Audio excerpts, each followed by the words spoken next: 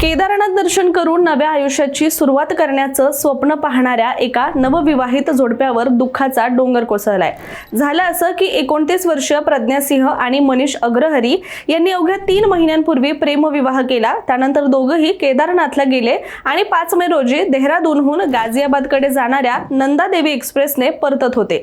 तेव्हा हरिद्वार स्टेशनपर्यंत सर्व काही व्यवस्थित होतं, परंतु प्रवासादरम्यान काही प्रवासी डब्यामध्ये चढल्यामुळे मनीषने प्रज्ञाची सीट वरच्या बर्थवर शिफ्ट केली। त्यानंतर मनीषला सुद्धा झोप लागली। मात्र मुझफ्फरनगर स्टेशन येण्यापूर्वी त्यांना जाग आली तेव्हा प्रज्ञा मात्र आपल्या सीटवरच नव्हती।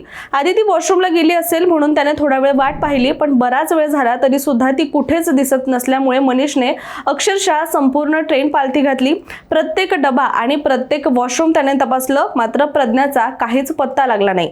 धक्कादायक गोष्ट म्हणजे तिचं सगळं सामान तिच्या सीटवरच होतं।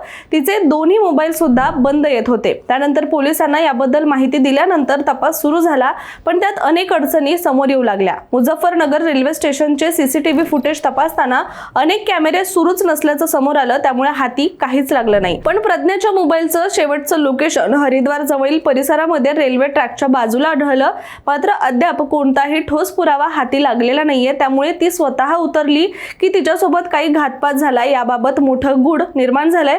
परंतु अवघ्या 3 महिन्यांपूर्वी लग्न झालेल्या पत्नीचा फोटो हातात घेऊन पती मनीष पोलीस स्टेशनच्या आता फेऱ्या मारतोय। मात्र या घटनेत कुठलेही धागेदोरे हाती लागत नसल्यामुळे कुटुंबियांसह रेल्वे प्रशासन आणि पोलिसांमध्ये सुद्धा खळबळ उडालेली आहे। तर या प्रकरणातील गूढ दिवसेंदिवस आता अधिकच वाढत चाललंय।